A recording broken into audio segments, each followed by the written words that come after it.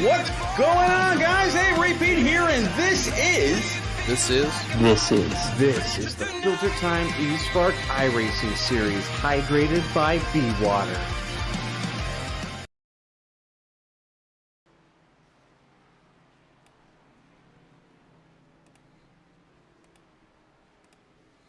What's going on, guys? Hey, how are you? Repeat back with you. As always, young Byron Jones live in the booth getting ready for this FilterTime Xfinity eSpark Series, hydrated by our pals at B-Water. Byron Jones back fresh from the desert, getting ready to do a little car shopping maybe, but tonight there ain't going to be any shopping. By the time these guys are done, we could be looking at some possible total wrecks. Byron, right now there's just about 32 cars on track, and we're going to get ready to go qualifying. How are you, buddy? Man, I am great after the fantastic race we had last week with Nathan Nicholson doing the same thing my ex did and left everybody in the dust. Turned around and he dominated Watkins Glen. But tonight, I'm not seeing him in the field. But one man that is in the field that can make a huge shakeup in points is the 11 of James Holzer. I'm sorry, the 17 of James Holzer, rather. And, man, I'm so excited, so ready as now we check in with the 94 qualifying starting for some of these guys. I am so pumped. I tell you what, you look at the dog, that mutt on the front end of the 94 for Sam Morris. Old Mordog back in the day. He is gritting his teeth as he's really getting down dirty and throwing this number 94 Chevy Camaro into each of these corners. Everybody will have 2 laps to complete their time. This 94, that dog may not have any teeth left by the time this is all said and done. Let's check in with old Mr. Toll Owen now here in this 09, another Camaro as he gets just a little loose, little bit of oversteer. Looks like he's going to try to go ahead and restart that. So we'll bring up the 34 Jordan McGraw, this old Dreamcast, and our first Mustang. Nope, it is going to be another Camaro. Yeah, a ton of Camaros out here tonight, rather at least a ton taking advantage of qualifying on early. I think one Ford is John Osborne. There you go. John Osborne, as he finished up his qualifying, going to be P number 7. Dakota Long, though, in that Toyota 25, going to jump all the way to the top spot after running a 20.01. Right now, top dog. Just look at the way he hits the corners. One key point tonight, I think you want to find yourself either at the front of the pack at this start or at the end of it. No way you want to be in the middle, especially once this thing goes green. Yeah, you're 100% right about that. We're going to check in now with Cody Kalinka. It looks like he's done. How about 77 FilterTime Camaro Tyler Dohar? Nope, he is done. How about old Jeff No? Here we go in this number 60 Winn-Dixie. It's kind of funny how we go from one App State car to an App State fan. Not looking too shabby. Here he is. I believe this is going to be his final lap. You hear him you really hear him get easy on that throttle to turn off. We in practice saw a whole lot of cars get wicked loose, giving too much throttle too soon, and they ended up putting it nose first into the inside wall. That might be a decent qualifying effort for Jeff No. Right now, sitting about P15. Again, we're gonna have quite a full field here tonight. Yeah, looking to be, I think the last we talked about, 33 cars-ish that are going to be out on the field tonight, which is hectic. I said in my tweet, not only are these drivers going to test their skills tonight, but they're also going to test how well they built their desktops, because with how short of a track this is and how much stuff pops up, you got the grandstands and all that, for some of these guys, it kills your frame rate, especially being so close and so compact. We were afraid last week, actually, that guys were going to see the tail end of the field once they went green at the front end of the field. It was going to be, we were thinking maybe 5-10 laps is when they're going to catch the back end of the pack. They still give it about 5 to 10 laps and they catch the back end of these guys. As right now we're watching the 64 of DJ Stagner currently taking his laps around the track. Yeah, I was kind of curious. It looks like for like the first lap, maybe coming to green and then coming to white, he was taking it really, really easy. I wouldn't think, though, at those slower speeds, he was going to gain a whole lot of heat in the tires to be able to really go on this lap. But hey, we'll have to see how Mr. Stagner, stands after it's all said and done. So far, it's going to be the 28 B-Water machine for Jordan Bain on the pole. Sherman, Parker, Honeycutt, and Mr. Long not too far behind. These guys are just about done. See if we can check in. Here's the 23 Aqua Fresh Marine machine for old Jose Ruiz. And as you were just talking about, Bain, the 52 of Derek Sherman was able to claim the lead over him with a 19.8. But checking in with Jose, like you said, currently rounding the edges just like he needs to. The hardest point, I think, with how loose and how much skill it truly takes to drive these cars, it's how they get it down in that corner without it slipping or sliding. Just being able to brake perfectly is my only way you look at it. I've had guys say, hey, brake and then turn. Don't turn and brake because then your car's going to slide up too much, burn off your rubber, and then you're going to find yourself struggling very, very late in this run. Jose, though, throwing down a killer lap, going to put him P21, didn't get to finish his second one as qualifying is over. Yeah, qualifying's over. Like you saw, the top did change a couple of times. Now they've got about a good 5-minute warm-up session or so. Guys and gals, I'm going to be right back. Just want to check one thing for you right quick. Stay tuned. Don't go anywhere.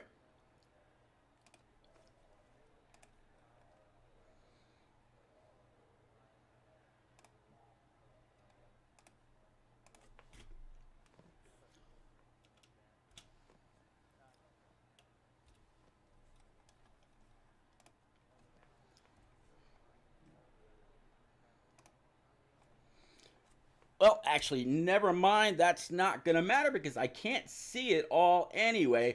But y'all are seeing some, oh man, that B-Water, some amazing stuff. Let's see if we can find anybody out here. I'm pretty sure the admins told everybody, hey, during the warm-up, don't worry about it.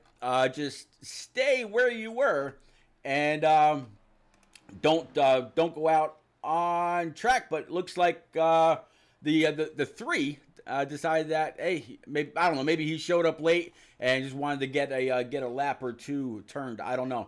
Rock, definitely appreciate you, man. Thanks for coming out. He says hello to the booth and best of luck to all drivers. I got to tell you, Byron, you and I, we've been around Rock NASCAR for a while, and this guy's not only officiating these races here for the FilterTime eSpark series, but he's also, the man behind the admin booth on Monday nights when it comes to the B-Water series. So, Rock, we definitely appreciate all the time and all the effort, all the energy that you put into every single one of these series and leagues, not only on iRacing, but, buddy, everything that you do over on the Xbox side.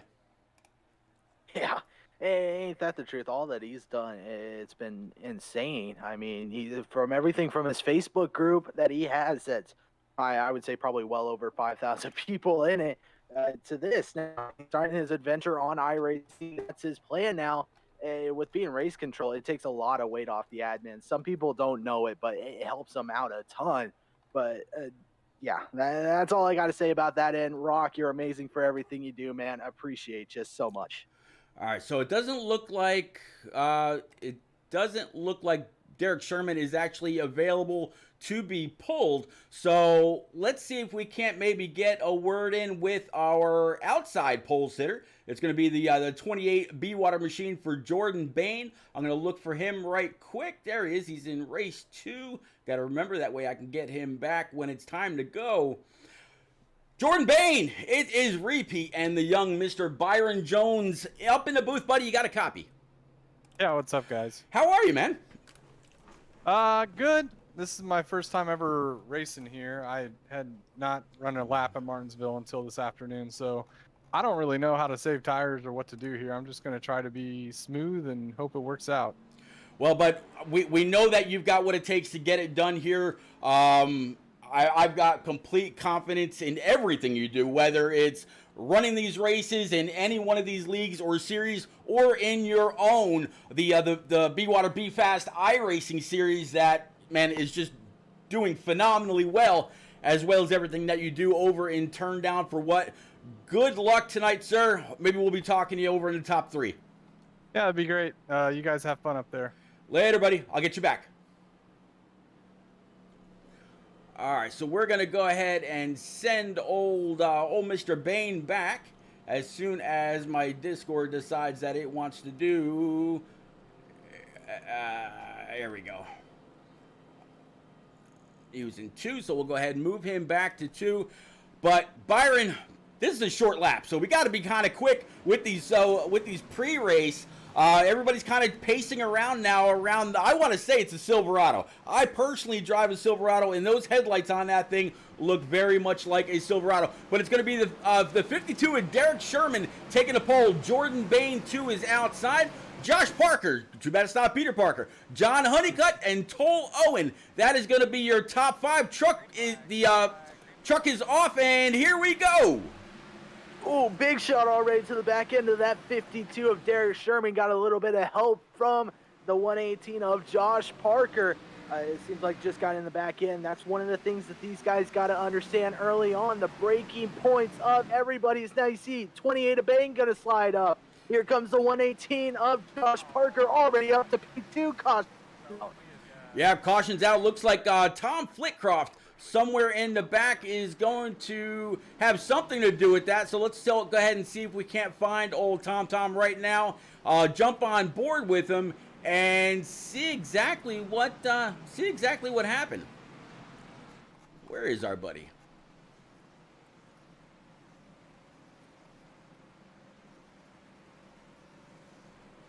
There he is. All right, let's take a little look back.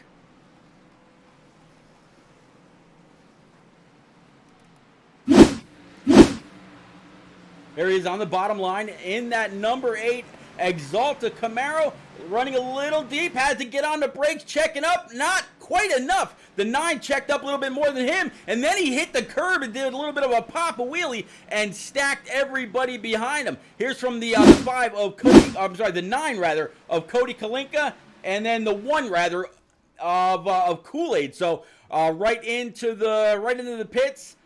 Very unfortunate start for them. We'll go ahead and bring it back up front one more time.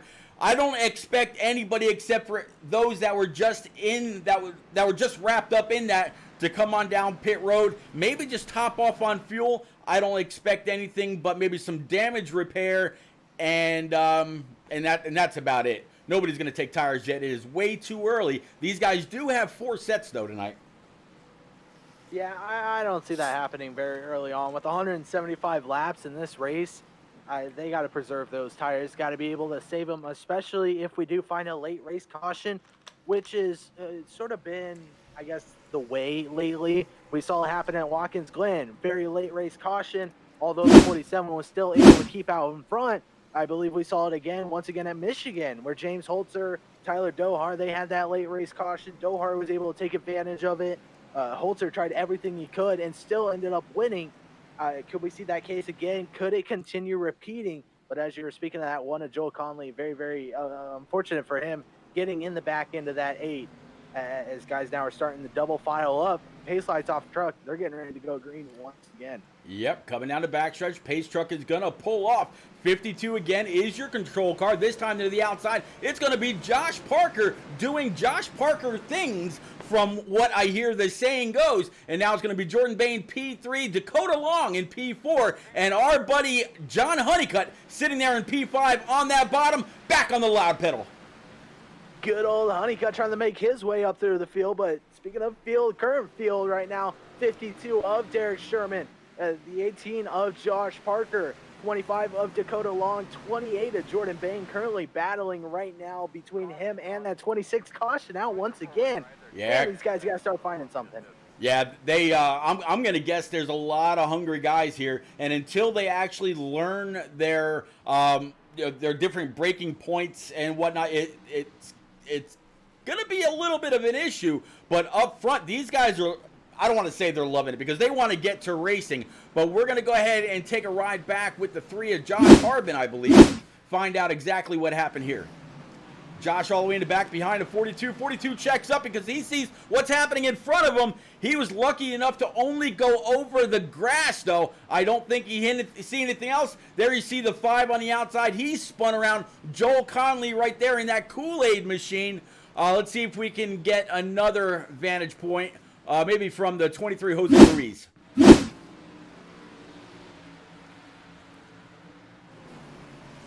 23 to the outside, 30 Bud Machine. Looks like there's a whole lot of stacking up. He did a good job not to hit the 5. And 27 did a good job checking up for him. And that is right when the yellow came out. Let's try from Jordan McGraw.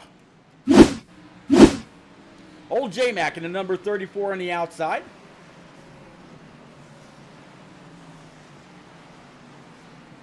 Looks like 53 and 64 played a little bit of pumper tag when they saw the 5 go around. Let's see if we can actually find out what happened to Brendan Book.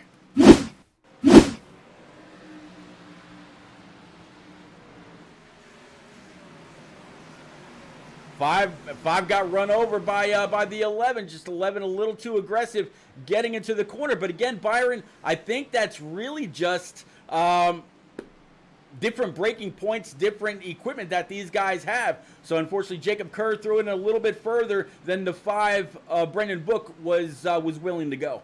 Yeah, and it doesn't help sort of coming out and getting in front of guys too, especially heading into the corner and how deep it is. You have some of the guys already lined up for their breaking points, and you sort of see a car shoot down. And you're like, oh man, gotta load up just a little bit more. Didn't really look like the case though. The 11 did sort of send it in, hoping it would work out. Didn't really give him a bit of a love tap, sent him around. A ton of guys already now finding themselves down pit road, having to fix up their cars very early into this race. What could it mean for those guys in the back? What do you do at this point? Obviously, you got to stay consistent rather and not lose a ton of time. But in the same boat, you cannot, how do I put this? You cannot get yourself involved in a wreck early on where it's wasting. I don't know if these guys do have a fast repair, but if they do, wasting your fast repair early on in this race, or are you going to have to sit, take minor damage, and then sort of hope your car still runs the same? Ton of things probably flowing through these guys' mind right now as they're double filing back up. Yeah, Pace Truck has the entire field there now side by side, going down the backstretch. As you said, the lights on the Pace Truck are off. 52-18, this time the 25 of, let me get back up there, 25 of Dakota Long, Jordan Bain, and Toll Owen now in the top 5 with the 50 of Honeycutt. He's going to round out your top 6. One more time. Here we go. Back on the loud pedal. Green flag once again. Hopefully these guys can keep it going caution free. 52 now going to dive it on in. The 18 going to follow in suit. Everybody else now starting to file out, but now a battle between the 09 and the 50 going on right now for that 5th place position, Pete. Yep, 50 to the outside. Here comes now the 16. He's excuse me. 16's going to go ahead and take that run under. Excuse me, sorry about that. I just put a what you call it in my mouth and maybe choke. Excuse me. But yes, the 16, he took the run as well. Now the 09 is going to put a little bit of pressure on the back end of the 28 B water machine. We're going to keep kind of working our way through the field just a little bit, as it looks like the leader's getting a little bit of separation. 37 and 50 are nose to tail. I am starting to see a very, very long conveyor belt kind of line until we get back here to this Hornet's Nest, where you find the 60 of Jeff No, the 57 to the outside, 17 of James Holzer, and the 13 of Derek Garrison. Last week's run, they're going to go 3 wide at the corner one. Ooh, Holzer really put it on down there. He was able to stick it in. The 60 might have got a little bit anxious, came down, possibly gave him another love tap. They should stop. Another caution's coming out. Yeah, another caution's going to come out. This one actually had to do with Derek Sherman. Let's see if we can pick up on that and see what happened. There they are, side by side. This is actually for the lead. Josh Parker down low, 52 up high. Josh, you just saw the wheels get locked up. I'll actually play that back just a little bit. You can see where he locked them up and tried to keep off the 52's inner panel. And let's see. Watch this. Here we go. Ready?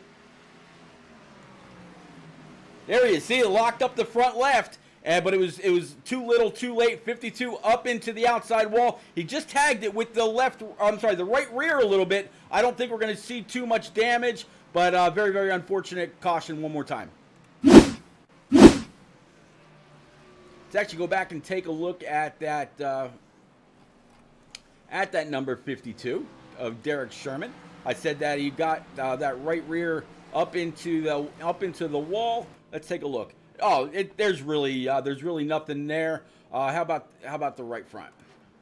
Yeah, he's all good. So he was able to lock it down and not really get too much damage. Left side, we didn't see any contact there. He is 110% straight. As you'll see, that beautiful bee water bottle on the side of this number 52. Chrome Capone says, wow. Cody is fuming just before that. Chrome, buddy, it's good to see you again, man. It's definitely been a little bit.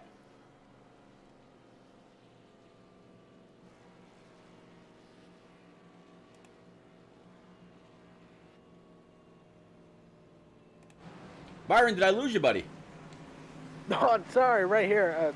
Just spacing out for a second, trying to look at that 56. Man, I tell you what, that happens more than you think. But now 18 laps into the race, I'd say maybe roughly 8 under green, which is good, obviously, for a Martinsville race. Typically, we see Martinsville race just be caution after caution after caution, and it gets very, very boring. But right now, even with the slight cautions coming into effect, these guys seem to find a way to be able to thin it out and be able to make sure everything's okay. I wouldn't be surprised if cautions do continue. You guys may think of a potential single file lineup. That's my only thought. It could happen if cautions do continue flying. But, man, right now, the 25 of Dakota Long has assumed the lead, while 28 of Jordan Bain sitting right where he gridded, looking to hopefully change around this start than he had the last few starts he's had. Yeah, it's funny, though. In pre-race, we got a chance to talk to Jordan Bain, or I'm sorry, as they were gridding up, and he said he had never turned a lap here in these cars. So for him to be up here, that just goes to show the kind of talent that Jordan is, and how patient he can be with this. But man, we're about to go green here. Another time. That was the third caution that flew. We're only 20 laps in of 175.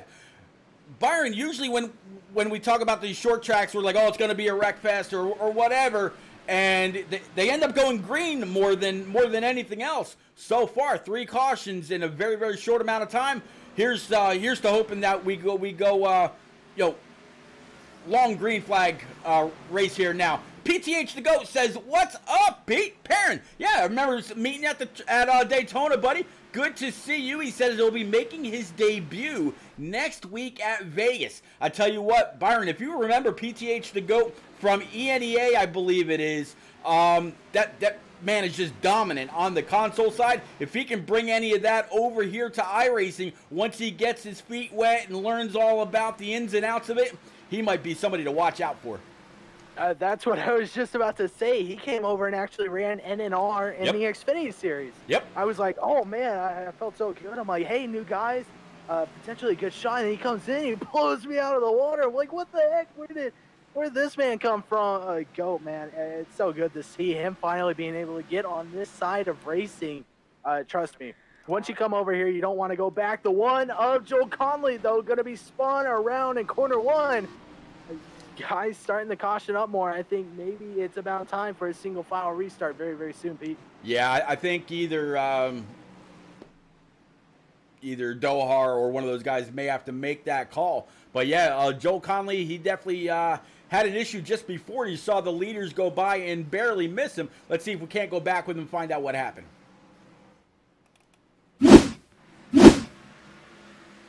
There he is up on the high side, outside of the 42. Looks like he's still there. 42 came up and just got into his left rear, and that was all she wrote. He tried to spin it around and get back going again. Up on track, needs to get down. Here come the leaders. Wow, that could have been very, very tough. But yeah, very unfortunate for the one Kool-Aid man of Joel Conley. Yeah, I was just looking at that. Yeah, that was really, really close. Within, I would say, inches. If the 25 of Dakota wasn't able to check up fast enough, I think we would have saw that one a lot more damage than it was. And I don't know about you, Pete, I don't think Modified's allowed to race with NASCARs if he is missing a front end. But needless to say, good thing he escaped that one out alive. Rather, looked like if you guys were going to come on down pit road, thought better of it. At this point, 25 laps in, you're wasting fuel. Do you want to be up in the front where we haven't really seen cautions happen yet except for that 52? Or do you want to be in the back where cautions may have happened, but at least you have fuel? Well, it's if I'm the leaders, I'm staying out. And as far as the guys, that we've seen without a hood, I know it wasn't too long ago where Tom Flitcroft, he didn't have a hood. Actually, go ahead and check back with him, and he still doesn't. So he doesn't have a rear bumper cover either. He's back there with the 18 of Josh Parker. But this is a short track. I don't know exactly how much no hood is actually going to mean. It might mean a little bit of downforce, but at this place, I don't think that's really your biggest worry. Yeah, right now his car's starting to look like Chase Elliott from the Roval this past season when he was trying to chase down Kevin Harvick after that big spin, missing his entire bumper, had to duct tape it all down. Looking at the 11, Jacob Kerr looks like he does have some rear end and possible right front damage on his car too. So a ton of cars in the back are beaten up. Some have escaped clean, but I think by the time this is all said and done, your only clean car could be your leader. Yeah, it's kind of working through the field a little bit and watching everybody, again, getting a shot at the 91-13 to 30 of Larry Hensley. I kind of like that old Dale Jr. throwback. Speaking of which, FilterTime, they did actually retweet the tweet that I sent out earlier this morning about this race and how it was gonna get going. Dale Jr. and Blake Koch are partners in FilterTime. If there was any way that Dale Jr. was ever gonna watch this or whatever, Dale, congratulations on your Hall of Fame nomination. Loved all the videos of all the memories that you put into your Hall of Fame case. Good job, my friend, and thank you for decades of memories. Yeah, man, he was one of those guys I grew up watching, battling with Jeff Gordon. But now pace truck is off, green flag waving once again. These guys are rolling, putting the pedal to the metal right now at Martinsville. 25 Dakota Long able to get a huge jump. But here is the 16 and the 09 now battling for second place. 09 going to give it up. 16 now P2. Yeah, I'm going to guess that some of these guys have their brake bias just cranked a little too much because I'm watching a lot of left fronts getting locked up as they get into the corner, and it looks like we've got caution number 5. This one's going to consist of Jeff No, Tyler Dohar, and Hunter Brittle as well. We're going to bring him back to pace speed. Let's go back with that 60 of Jeff No, find out what happened. There he is to the outside. You got the 57 behind him. Looks like he checked up and just got punted and then T-boned. And that was really all she wrote. The 33 and company. Very, very unfortunate. Let's check in with Tyler Dohar.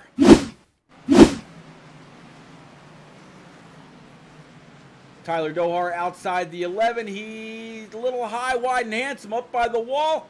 And there you see Joel Conley checking up for the 24. And, able to keep that FilterTime Camaro breathing happy. How about Hunter Brittle?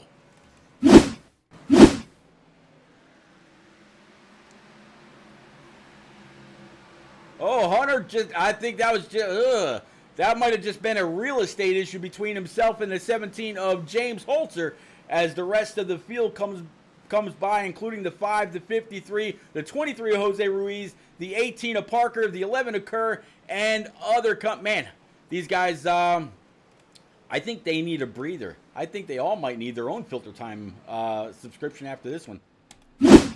Yeah, ain't that the truth? Need a little bit of a FilterTime possible Be water or stay. There you go. Maybe the stay will help mellow them out a little bit. Yeah.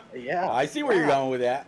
Hey, do you know if you can purchase stay, they have promo codes, be fast, it gets you $5 off, just saying. You're right. Yeah, if you go to bewaterbu.com, now not only can you buy the cases of water and get that $5 discount with the promo code BeFast all in caps, but the Stay beverage, the same thing. And if I'm not mistaken, Byron, they had a sale on it where you can actually get it for just $1 a bottle right now. So go on over. I know you were running, and as much as Bane corrected me the other night, you weren't running the grape car, you were running the plum car. So I think there are like 6 different flavors, and from what I hear, they're actually pretty good. Yeah, I was debating on that. I was thinking, hey, maybe I should get a case, man. I haven't got around to it, but I'm sure I'll purchase it very, very soon. Stan Carnathan, if some of you do know, he got himself a case. He said they are all delicious. So that made me want to go out and get some of it myself. But yeah, I'm very excited. Hopefully I can get it very, very soon. But checking in right now as you are going through the pack, 13 of Derek Garrison currently finding himself P11, 81 of Jaden Gimbel, P10, 30 of Larry Hensley, 30th, the beautiful Bud. Yeah, a lot of guys now. You're starting to see possible guys that were up in the front early on starting to cycle themselves back to the back of the pack, possibly coming down for fuel and tires. There you go. Pace truck's going to pick them up again, and it looks like this will be another double file restart. 5th caution, 36 laps in out of 175. Everybody needs to drink their stay, relax, get into a groove, and 25 is going to be the first to get on that pedal, and he is your control car one more time. 16, Dakota Long to the outside, John Honeycutt, Toll Owen, and Sam Morris. That's going to be your top 5. Back on the pedal. Look at the way that 25 just is able to slow everybody up and then get the huge jump he can. He backs up just a tad and he's like, hey, see ya, I'll talk to you later, as now he's able to take control of this race. 16 of Cody still on his rear end. If these guys have not come on down for tires, I was about to say caution is out once again. Man, these guys got to start finding some sort of control, but hey, it's okay. I'm having a blast up here right now. Absolutely. Caution's out. Like you said, caution number 6. I'm waiting for some information to pop up for me. That way I can pass it along to you. Lock on Stratus says, let's go Honeycutt. Yep, Honeycutt right now sitting in P number 4. Not doing too bad. This is saying that Sam Morris has hit pit road, so I wonder if this caution had something to do with him. Nope, he was just going across the commitment line. So nothing to do with him. Let's go a little bit further back in the field, maybe checking with James Holzer. He still has that raised energy hood connected, so it doesn't look like it had anything to do with him. I'm actually not quite sure what this caution's for. Yeah, that is a good question. I found it out myself. I'm not really seeing anything, but you mentioned I'm going to have to say something now. You're coming out with hydration packs now that you can go ahead and throw in your little bee waters. Just saying. Just saying. You can go ahead and throw it in. Yeah, I heard they were making those. They're coming out very, very soon. The first one coming out, I believe, is the raspberry one, the Raised Shock or whatever it is. Oh, okay. I missed what you said. You were kind of breaking up just a little bit. But yeah, the Blue Shock, absolutely. I've actually got my pack coming in, another 12 cases or so here very soon. It actually just shipped out yesterday, I want to say. But I have a feeling with this snowstorm coming in on Friday and Saturday, that might be slightly delayed, as it looks like Joel Conley is going to go ahead and get waved by the pace truck. He's going to go ahead and get back on the lead lap. But yeah, I'm looking forward to it. Yeah, I saw mine. I got free 4 samples. Sure enough, I think they're coming in Friday, but I think the same thing, because last time I had it come out, got stopped in Kansas because of that huge snowstorm. I wouldn't be surprised if it happens again. But man, I'm going to need that, especially for next week.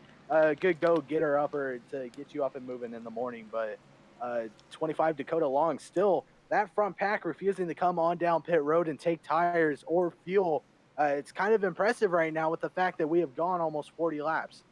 Yeah, I don't think this is just the Xfinity Series. One step up from the truck, one step down from Cup.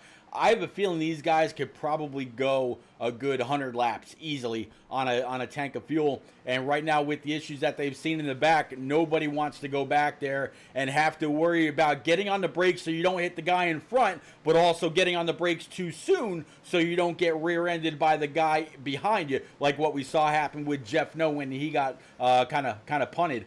But Cape, what's happening, man? I see you out there in chat. Thanks for coming out, hanging out, and as always, keeping up with us. Bring it back live as we are back double file 25, 16, 09, 50, 37, and our pole sitter, the 52 of Derek Sherman, now finding himself in P number 6. There you see the 94, 64, 81 of Jaden Gimbel, as well as the 34 of old J-Mac, Jordan McGraw. That's your top 10. Here we go. Loud pedal one more time. 25 as always. He's been getting a great shot. He does it again. Yeah, Chevy, Toyota, right, top 5.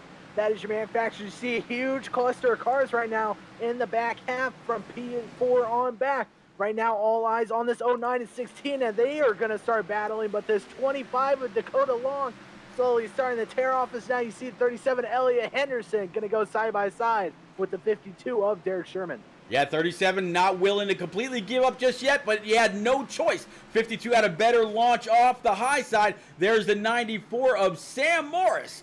He's going to fill in the back bumper of the 37. A little bit of separation now between these guys until it gets to the corner, but nobody's riding each other's bumper, at least within the top 6. Guys in the back, they got to kind of do the same thing. They got to get a little bit of separation, get easy, get into a rhythm, and then if your car is worth it, you'll be able to start to attack your competition and move on up through the field. But man, 175 laps from the beginning is a long race. You just really got to get settled in. Most definitely. And with this being 20-second laps, you got a long time. Don't start really worrying until maybe about the 150, 140 mark. Then you can really turn on the power of your car and start gassing it. As now you see the 18 of Josh Parker trying to rebound off of what he had an amazing start to this race after getting clipped. And then now currently working on the 13 of Derek as he's going to dive it on in the inside. Going to be able to pass him perfectly. Next guy up on his list is the 64 of DJ Stagner. Yeah, DJ Stagner, as you said, just in front of this number. Well, it's actually a 118, but 18 Interstate Batteries Toyota Supra, and that pass was just textbook. Get down on the apron without hitting it so you don't bounce off and hit the car to your outside. You get a good rotation all the way around. As it looks like 64, he came down and slammed the door that time. Said, not like, just like Matumbo, not in my house.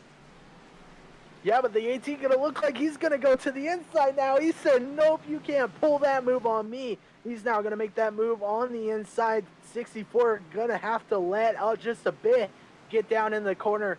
I think if you're on an attack right now, if you can somehow maneuver and change him off gear, go high, let him go high up, caution goes out, but you go high, he goes low, and then he'll slide up, you dive right under. That's the only way I think if you do get very, very, I guess, compact. There you go. All right, looks like this caution is going to have something to do with Ryan Lindemann. We're going to go ahead and go back, see if we can't find him, see exactly what happened here. Let's check in. So there he is on the he just kind of took a little bit of real estate from the 34. J-Mac, great job locking it down so we didn't get force pit. He's going to have the ability to just back it up and keep a few spots, but good job not to get force pit, not to get a black flag. Hell of a job by that 34. Yeah, he's got some damage, but he didn't lose a lap by going down pit road. Great job, J-Mac. Let's see exactly. Let's see what else here. I know we saw one other thing. Jacob Kerr, we just saw what happened with him. How about John Osborne?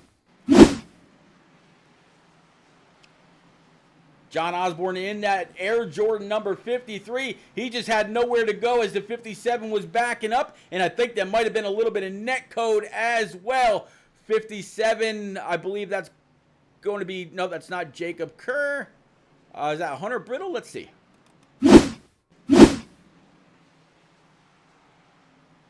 Nope, Hunter Brittle's the number 10. He was just an innocent bystander, locked it down. No harm, no foul by him, but good job to get it locked up and not get involved. Let's go back live one more time. Right, Dog. What's happening, buddy? Good to see you. Thanks for coming out. Man, the more and more I look at these stuff, the wrecks, the fact that these guys are able to avoid this is so impressive. I tell you what, you put me down on there, I'm going to be slamming into them left or right. We're going to be bumper cars by the time this race is done. But right now, it looks like a few guys may have decided to come on down pit road. As you see, they're slowly starting to file off down there. Right now, the 52 of Derek Sherman now going to assume the lead, with the 09 of Toll Owen currently sitting right behind him, and the 50 of John Honeycutt finding himself P number 3. Yeah, Honeycutt still doing a great job.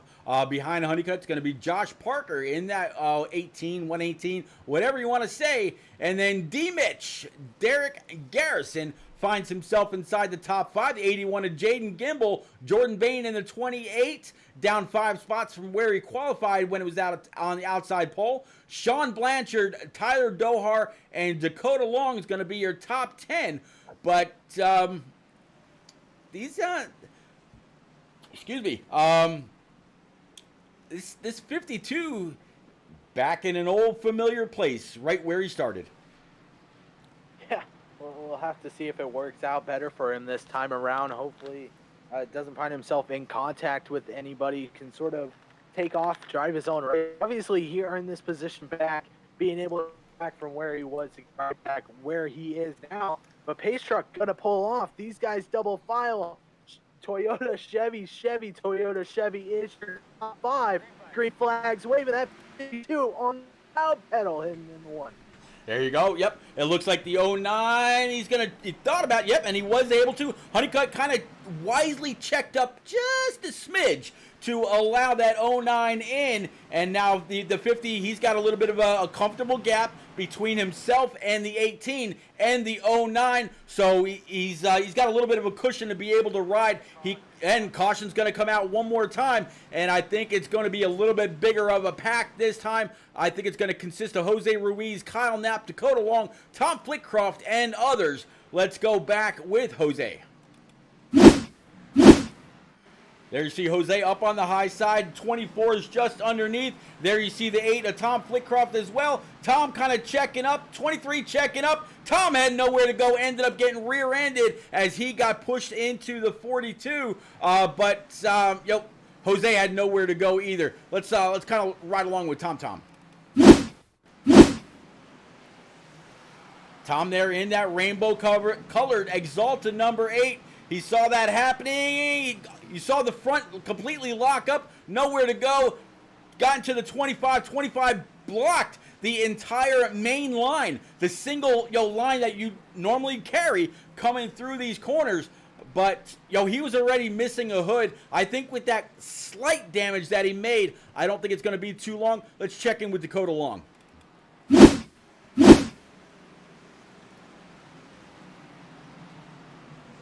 25 around. There's James Holzer. He made a little contact with the outside wall. That's how it all came to be. And the 25 backed up, collected the 3 of Josh Harbin, as well as the 60 of Jeff No. I tell you what, somebody needs to find a horseshoe that still has all the luck left inside and tack weld it to the dashboard for Jeff No. Stout Whiskey has had no luck whatsoever in these league races. I really feel for the guy, whether it's been in B-Water, in Turn Down for What, here in eSpark, or wherever. The guy, he's great in official races. Just here, wrong place, wrong time. And unfortunately, that's been a consistent issue. So let's go ahead and bring it back live. I was actually talking with Jeff last night. I'm sorry, 2 nights ago when we were talking about the Bewater race. He's like, man, I just, for some reason, cannot catch a break. Every time I start doing so well, I think 10 out of my 14 races have ended with some sort of damage on my car, whether it's the front end, whether I'm sitting down in the pits or whatnot. It seems like his luck, it's little to none for him, which is very, very unfortunate. Obviously, this man is great at just about everything he does, especially on the heat side. We saw it famous in the number 2. That's what, just like you have the 22 at J-Paw, that's the number you associate it with. The 2 is associated with Stout, and man, it's just very, very unfortunate to see all this unfold. He's like, I don't know what to do. I don't know how to truly change this around. And man, I think exactly what Pete said. Take the horseshoe, whatever luck, it's got to be full, give it to him. And the man deserves much more than finding himself down pit road, a lot more than what he is. Absolutely. He really, I know that he's got some new equipment coming here pretty soon, but I absolutely feel for Jeff. He's a hell of a guy, and it's just unfortunate. I'll actually remind me to tell you how I actually met Stout and what I originally thought of him, and then later on how I realized that my misconception of Jeff made me really feel like a bit of an idiot. But here we go, 52-09-50, Jaden Gimblin at 81, and D-Mitch, Derek Garrison, that's going to be your top 5. 52 hard, back on the pedal. This time the 50 of John Honeycutt, he's got the inside line, he's clear. 13 and 81, they're going to battle behind him. I'm sorry, 13 and 09 rather. They're going to battle behind him. So now the 50 can try to catch up to that 52 of our pole sitter Derek Sherman and gain a few seconds, gain a little bit of time. Maybe eventually we'll see that 50 as the control car, and maybe he can get another one.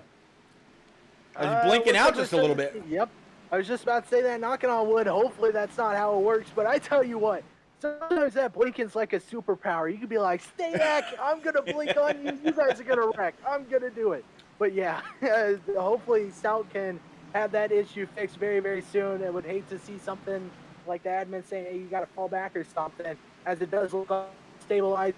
Speaking above the admins, actually, as we're watching the 81 of Jaden, right behind him, 77 of Tyler Dohar, one of the main admins, actually, of the FilterTime eSpark series, finding himself running P number 6, already up 20 positions in this race. And then you got the 16 of Cody Giles, currently trying to track him down. Yeah, old Fluffy Dog, he ran both on a PlayStation and, I'm sorry, Fluffy Dog, listen to me, wow.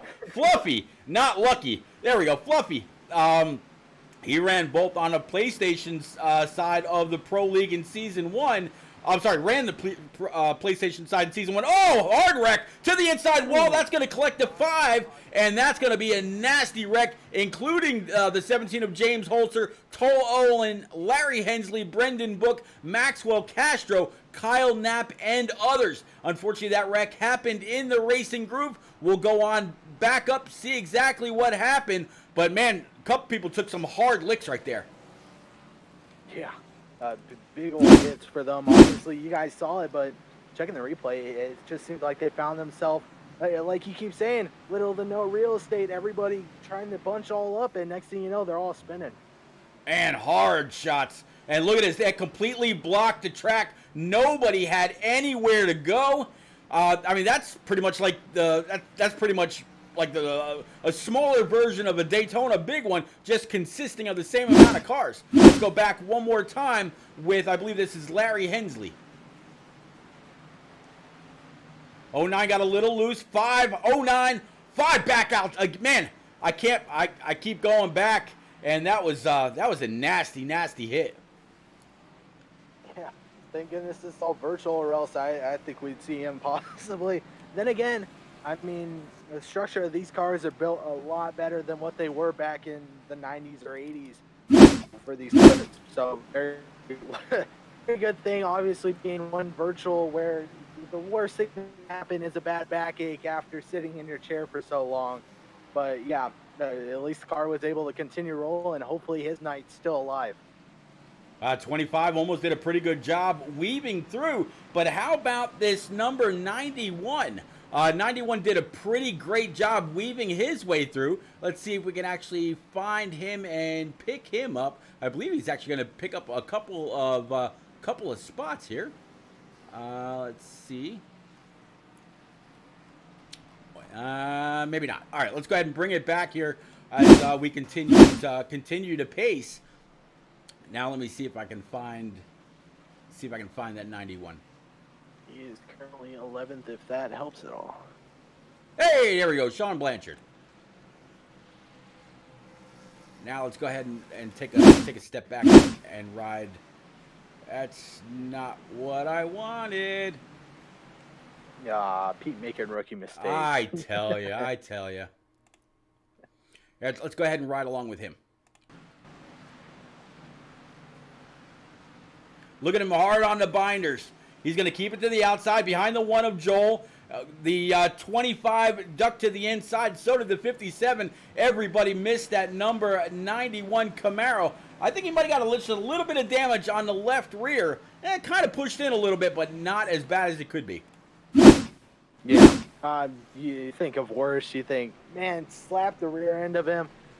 Took the hard lick. Next thing you know, he's finding himself on down pit road having to fix that damage. But no, able to walk away pretty much unscathed. Being able to now find himself P10 actually once this is all said and done. They're double filing up though. Pace truck gonna pull off. 52 still your control car and first place right now.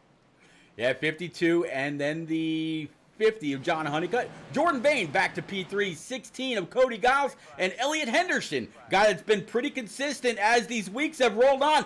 Jordan Bain kind of spun the tires a little bit. He's going to find himself to the outside, and the 37 checked up just enough, so he didn't get to the inside quarter panel for Jordan Bain. We're going to keep this going, and looks like now about top 4, top 5, top 7, all single file. That's a great thing I've seen so far. These guys up in the front are like, hey, okay, I see a run. You're happening. I'm going to let up. Not going to push it too hard. Now you see guys are starting to slow up there in the back. Hopefully nothing's going on. This 52, though, of Derek Sherman able to take off as the 50 and 16 are going to go side by side right now for P2. Yeah, 50 to the outside, 16 of Cody Giles now to the inside. Jordan Bain trying to shove that 28 B-Water machine nose right to the inside of the 50 of John Honeycutt. Honeycutt's going to go ahead and give him plenty of room. 37 of Elliot Henderson. He's going to try to fill that as well. I'm going to guess the 50 says, you know what? You guys want to go have at it. I am not going to fight for this. I just want to turn laps and let time wind. I'd be happy with a top 5. But you know what? As he let those cars go by, he's only lost 1 spot since all this has started. So still a pretty good spot for the 50. And it looks like we got a caution one more time, buddy. Yeah, guys starting to find themselves around once again. Hopefully this will be the last one. A ton of guys still trying to get a feel of these cars, obviously being very, very loose as they are. Man, very, very unfortunate to see happen here.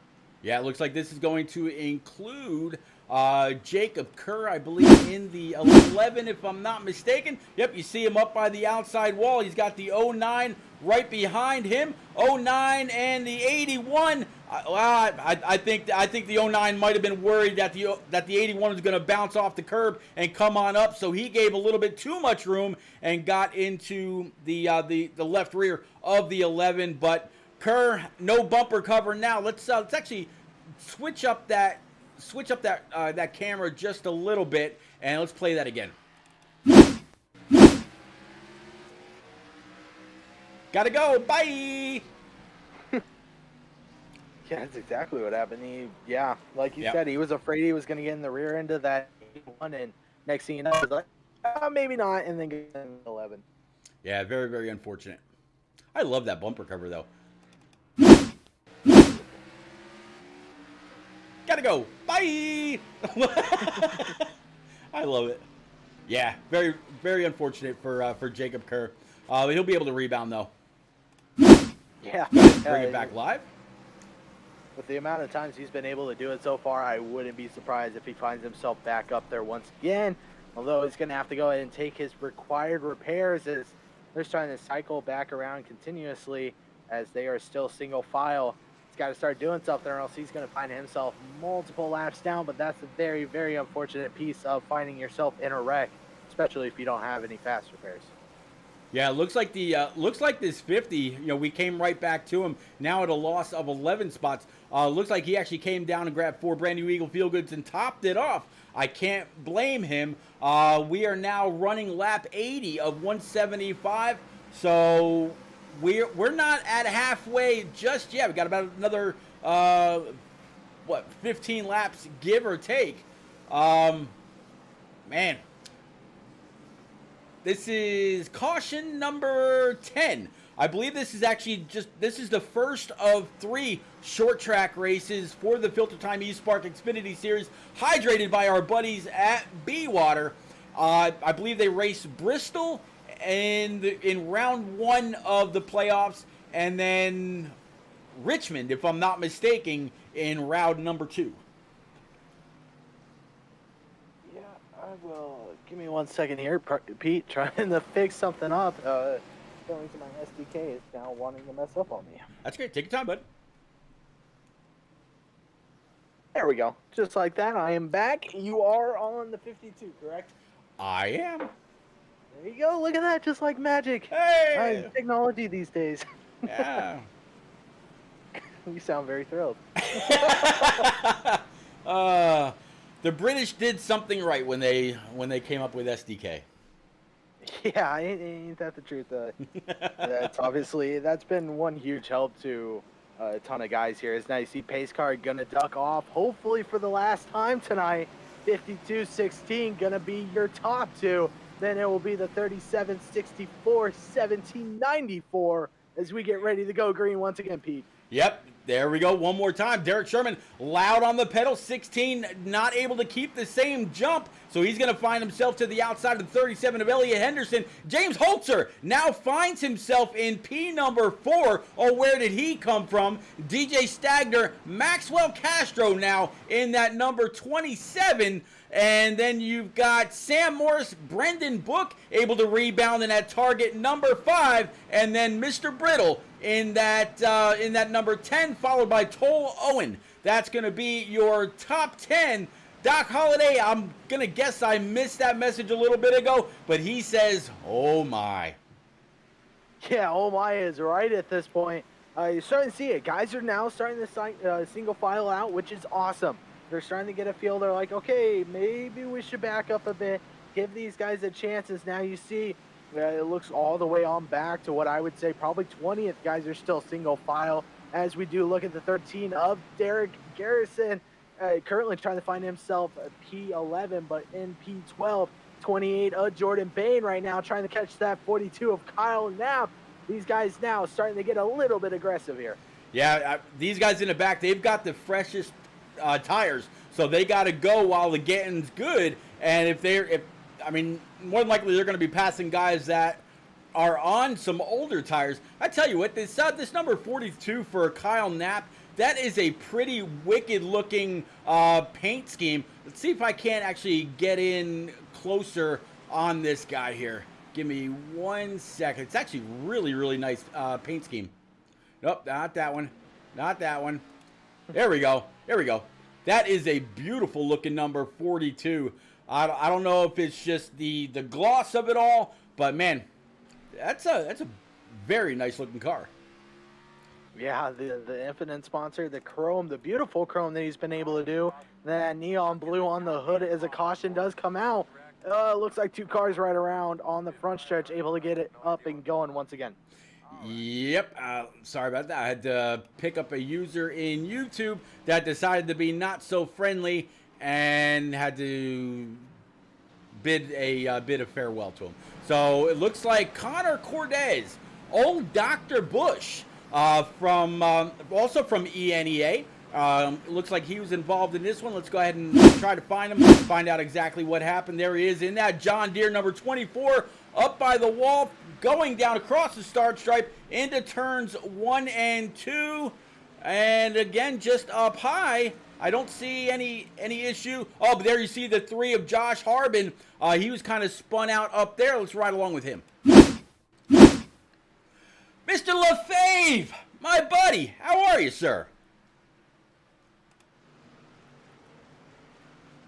All right, let's actually pick it back up with that one more time. There we go. Yeah, 50 of John Honeycutt just got into the back bumper of the 3 a little bit harder. As you see, the 8, the 23, and others go on by. Josh Harbin's going to be able to back that number 3 up and get back going again. I think we'll probably find him on pit road if we were to look a little bit harder. Let's work our way back to the front one more time, as we'll find, it looks like Cody Giles up there now. Yeah, Cody Giles now being able to take advantage, putting himself in P1. I was thinking, you're saying of Dr. Bush with, the 24 of Connor Cordeas. Sorry, man. I'm totally going to remember you by your gamer tag. Surprised he doesn't have a Bush sponsor on the side of his car. Right? The one man that's got to be happy right now, he may not be in here. I can't remember, but good old Don the Lawn Man. He's not having to take care of these lawns after the race. He may be on heat. Man, he still has to come over here and probably patch a few things up, especially if these guys do go sliding through it. I absolutely miss Dan the Lawn Man. I really do. I tell you, when N&R shut down on the console side just before they made the move over to iRacing last season, Dan he was working with Jeff Noe and a few others week after week, and he was really starting to click off some great finishes. I do truly miss Dan the Lawn Man.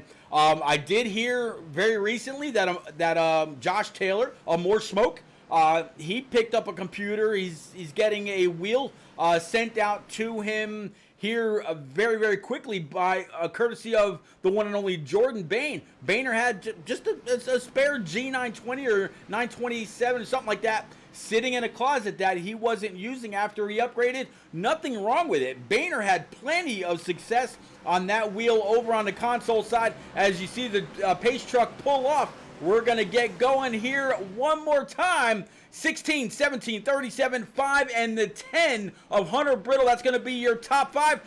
Back on the gas, 17 able to stay right with him in that Rays Chevrolet. Stuck on the outside, though, 37 of Elliott Henderson, and I think we might have a huge wreck in the back.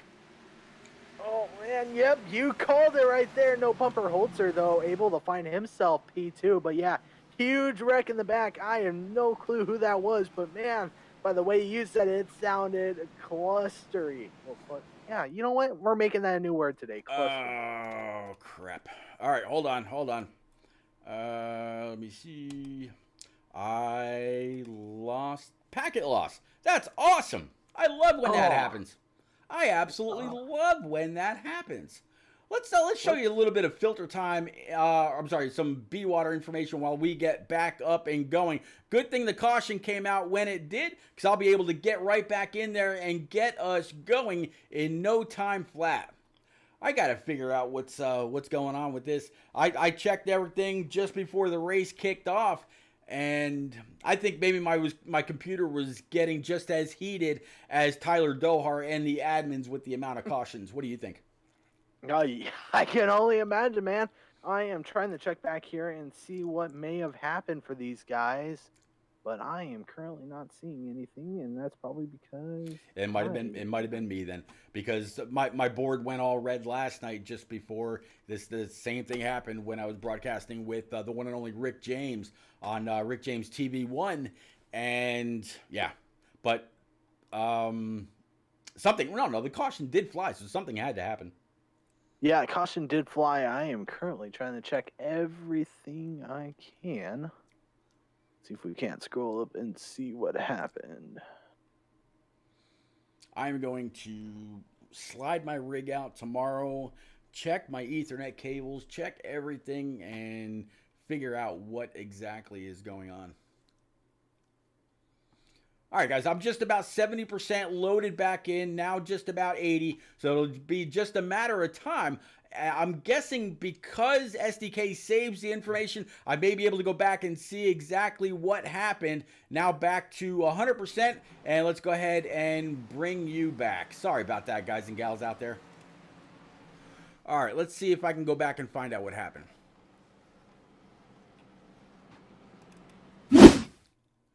Nope, it's not going to let me. Okay.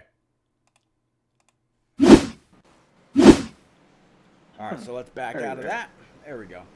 Yep, so I lost the recording, but hey, it is what it is. We're right back. You guys aren't going to miss too much. Going to bring you back up with the 16 of Cody Giles, 17 of James Holzer, 37 of Elliot Henderson, and Brendan Book.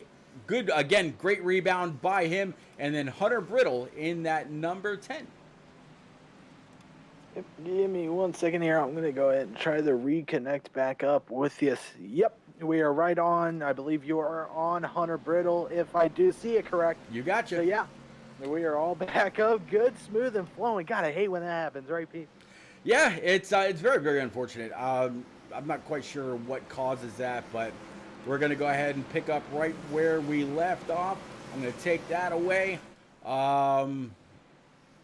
And yeah, 16, 17, 37, 5, and the 10. 16 back on the gas, 37, 17. They're going to stay side by side. Hunter Brittle giving that 37 a little bit of bumper love. No radar love here. We're talking bumper love. 17 up close to the wall. And then you're going to see Toll Owen, Derek Garrison, and others. Jordan Bain, a little bit of contact to the back bumper of the 13 after the 50 of Honeycutt, gives him a little bit of a love touch to the muffler, and staying green. Yeah, guys, still able to keep it clean. Congratulations, ladies and gentlemen.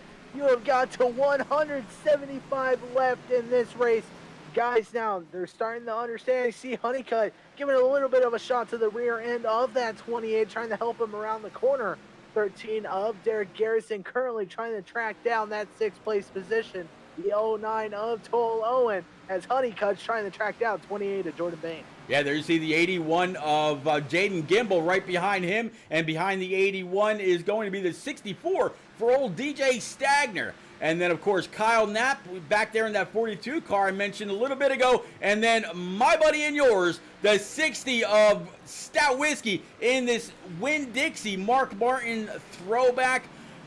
So what I was saying earlier about Stout Whiskey, I first met him at Charlotte Motor Speedway with a bunch of guys, all went to the track during Pro League Season 1, the inaugural race that Brian Tedeschi ended up winning on the Xbox side. And I met him, big, brawly, bald guy, and I thought he was actually kind of intimidating. Later on, go to find out he's actually one of the best guys and one of the most friendliest guys you could ever want to know, talk to, or meet. His mom and dad actually ran one of the Hendrick Motorsports haulers, and then later on one of the Junior Motorsports merchandise haulers. So got nothing but love and respect for old Stout Whiskey. All right, looks like we're going to be under caution number 13. Hopefully this is unlucky number 13. We get past this and we move on, but we're going to go back to Sean Blanchard and Tom Flitcroft, try to find out what happened here, Byron.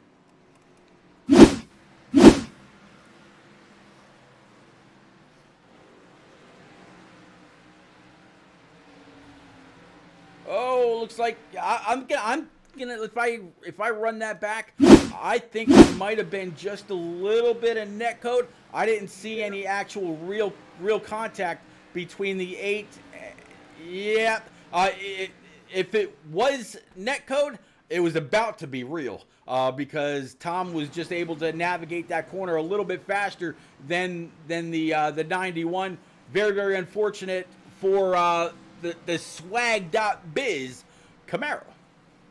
I think if you go back and look in, get a little bit closer, I think seriously it looked like iRacing still thought the 8 had the front bumper on his car, and as it came through the corner, it thought the front bumper was there and just hooked him, thinking that it was still a part of the car, and it's just an invisible piece on it. All right, so from the back bumper of the 91.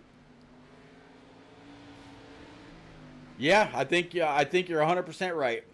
I think iRacing felt that crossbar going across the front of Tom Flitcroft's car. If his bumper was still there, that very possibly could have been contact. Good call, buddy. Well, just I'm just so smart. No, just playing. Yeah, it's one of those unfortunate pieces, but it looked like he did have a hidden fast repair. He's going to go ahead and get that all fixed up. The 91 is going to come on out pit road, all fixed up, all geared up, ready to go. As I believe my SDK is messing up again because I don't think you're with them, are you? I'm with the 60 stout whiskey right now. Gotta love when this happens. All right, I'm going to move on up to the front here to watch the 17 of James Holzer. He got it done back-to-back between Atlanta and Michigan International Speedway.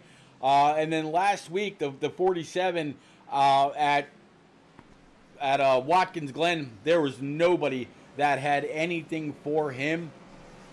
But looks like the 8 will be the car to go ahead and grab the wave around. And that'll put the 5 of Brendan Book, P2, Toll Odin, P3, Derek Garrison, P4, and the 28 B-Water Ford Mustang for Jordan Bain in P number 5. Yeah, it's kind of interesting to see Holzer not having a front bumper on his car and still being able to run at the position he is. It's very, very impressive to see, and sort of goes to show how much front bumpers aren't really a factor at a track like Martinsville. Like you said, you take off that bumper, you relieve some weight, allows you to make the corners just a tad bit easier, at least I think, with these cars also being very, very loose. His pace truck is going to duck on down in the pit road. Holzer's ready to go, and man, he took off early.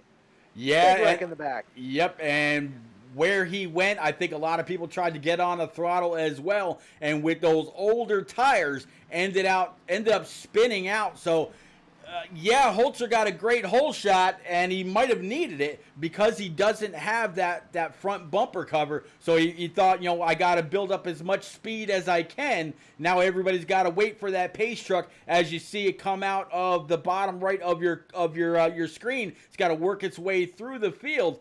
But Holzer was still coming out of the corner when he jumped on the gas. And I think a lot of people tried to do the same, and they just couldn't hold on.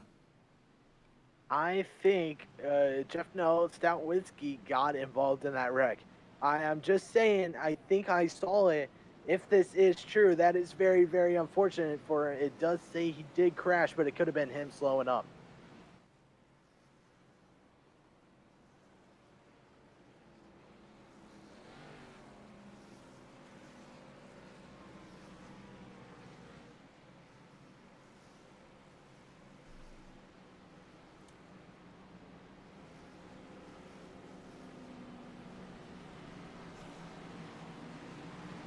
Seeing a whole lot of cars go on down pit road.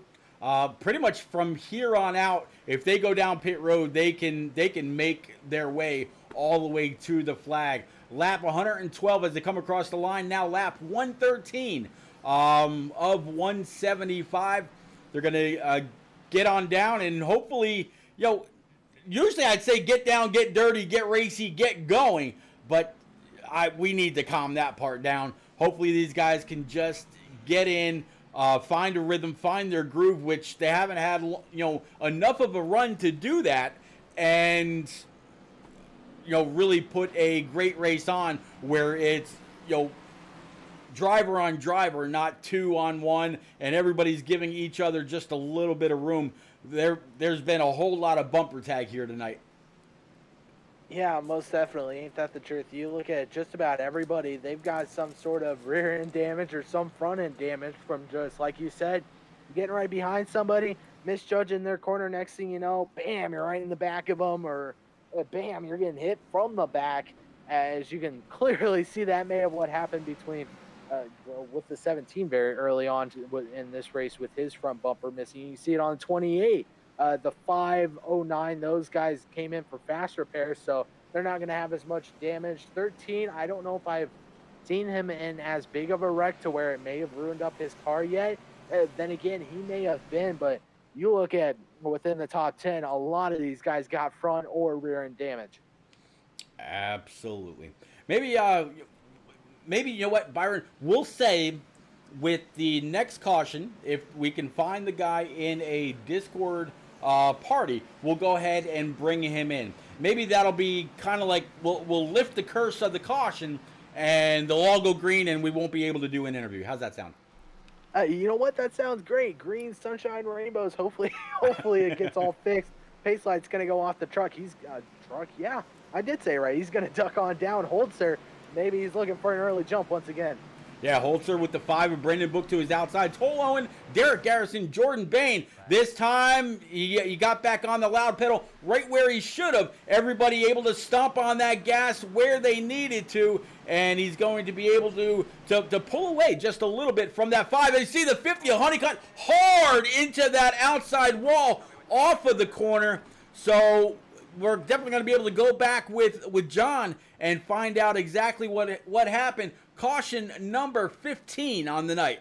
Let's go take a look with that number 50 High-Tech Securities Camaro. There he is, the outside of Jordan Bain. Bain down low, 3 wide through the corner, 64. And I don't know. Let's actually jump on board a different camera with this number 50, and we'll play that back. You see Bain down low, no contact there. And yep, just a little bit to the left rear of the 50, and that sent him to the outside wall. There was nothing that any one of them can do. I really feel bad for this 8 of Tom Flitcroft. He has been the recipient of late caution damage quite a few times. You also see the 23 of Jose Ruiz out there. There's the 3 of Josh Harbin, as well as the 64. So that definitely collected quite a few guys. Now, I'm going to play this back one more time, Byron, and tell me, do you think this guy that was all the way on the bottom really needed to take it 3 wide? I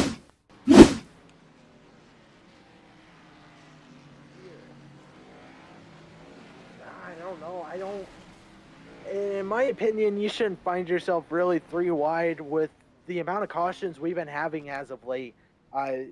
Maybe sneaking under, I think it would have been all fine if he would have been able to get under. Even then, I don't think it's really worth the risk.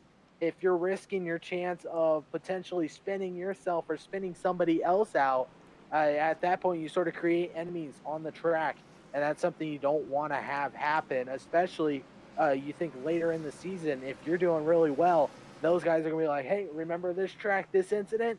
Guess what? My turn. Yeah, very unfortunate. And I really do. I hate it for some of these guys in the back that are trying to have a great race. They're being patient, running their line, doing their thing, and just can't do anything about it. Now, I know both James Holzer and Brendan Book, they are 2 of the FilterTime eSpark Xfinity Series admins. So you're not going to be able to find him. Find them rather. Let's see if maybe we can find Derek Garrison. Let's take a look.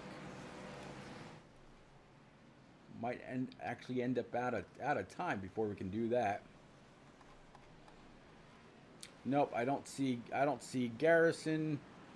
I do see Bain. We talked to Bain in pre-race.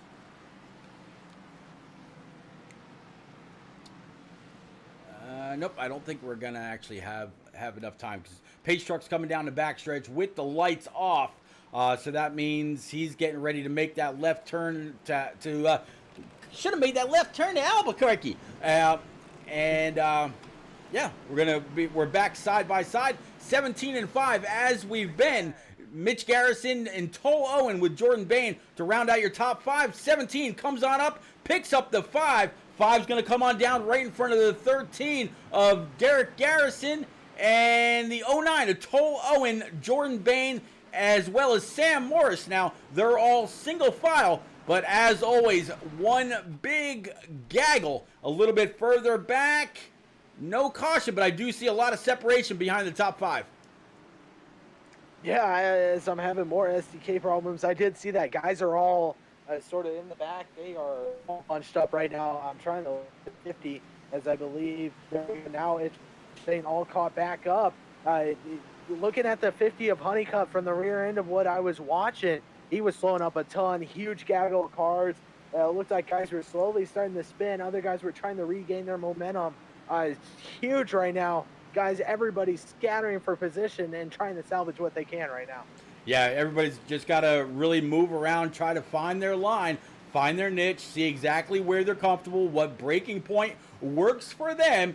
Give the guy in front of you a little bit of room. As I said, like within the first couple of cautions here tonight, just learn what your competition is doing. Find their weakness and then exploit it. Get on by them if you can. If you got the car to do it, you'll be able to be fast and work your way through the field. Let's work our way back up to about P number 4 right now with Jordan Bain. Has Toll Owen and Elliott Henderson in his rear view. 13 still right ahead of him. That's Derek Garrison. I actually raced with him back on console. It went by the name of D. Mitch back in the day under I think it was Dirty Mo Racing. And he moved to iRacing a long time ago, and it's a small world. Here you find him one more time. All right, it seems like everybody here in any of these races, someone has had some sort of connection with them and has crossed their path somewhere. I know there's been a few guys where I've seen Chrome Prince.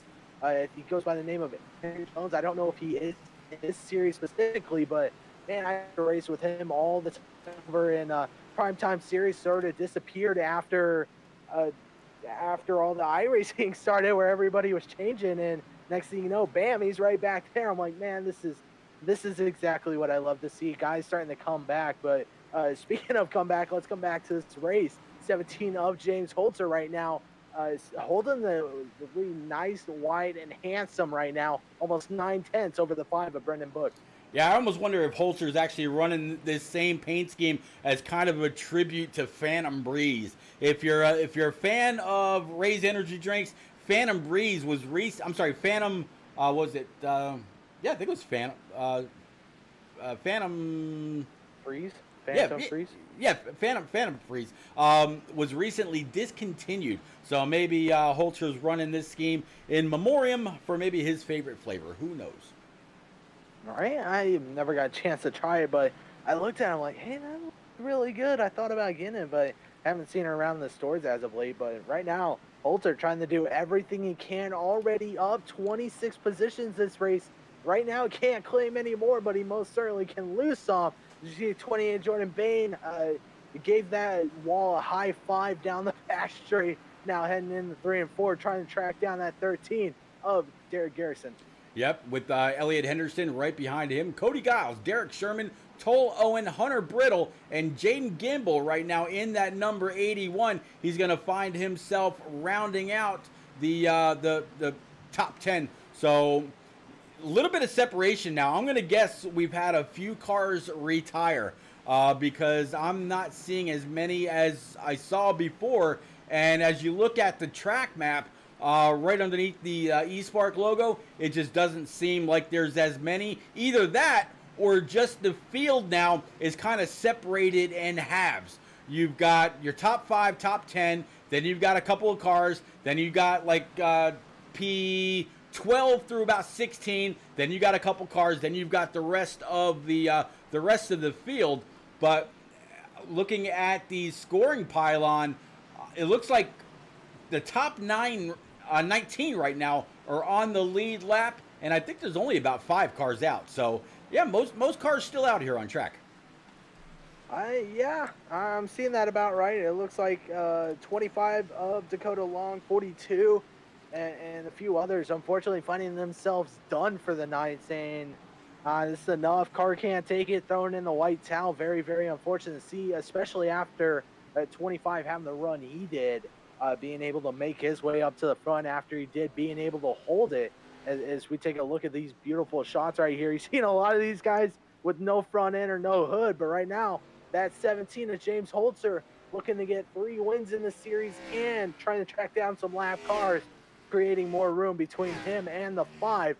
Speaking of room, he's already out to almost 2-second gap on that 5. You think that front end would hinder him, but right now it's not.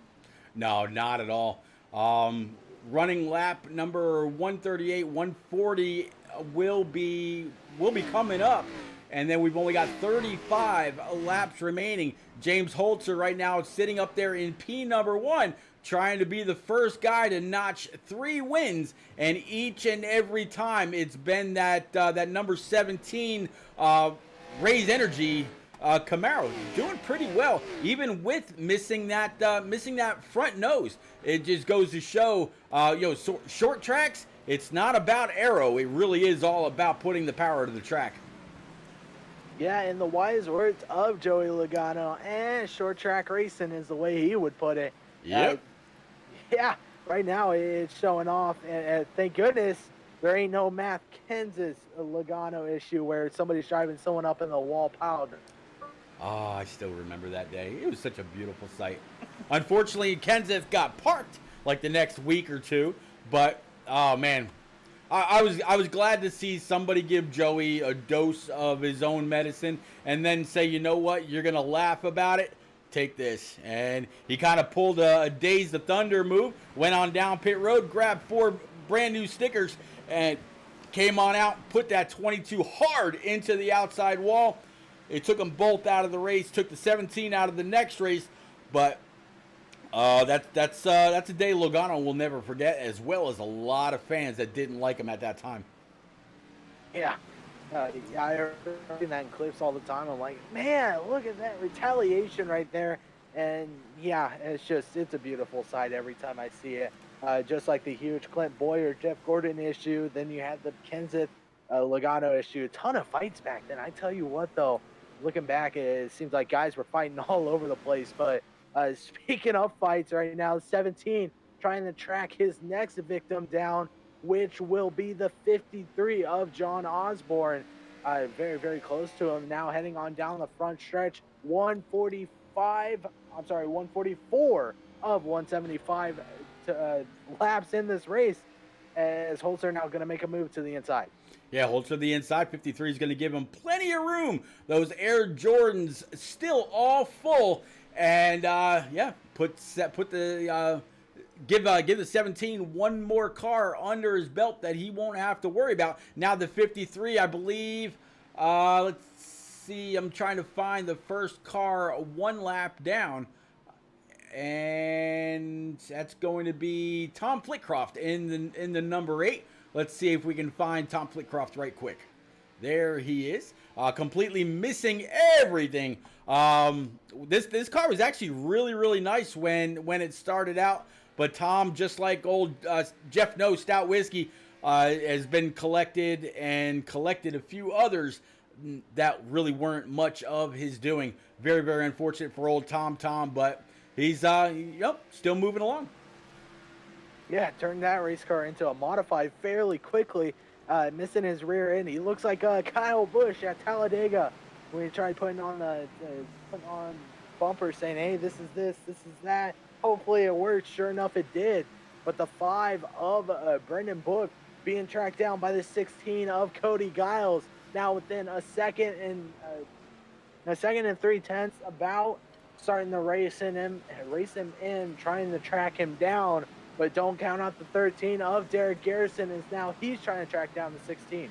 Yeah, they're all getting by the 8 of Tom Flitcroft. Tom giving them plenty of room, as you see that 28 B-Water machine come on by as well. 28 staying right tucked up into the back bumper of that 13 of D-Mitch, and they got a little bit of a gap back. So these guys just need to play nicely, and with the 52 of Derek Sherman, our pole sitter, right behind them, that's gonna, that's first through 6th so far.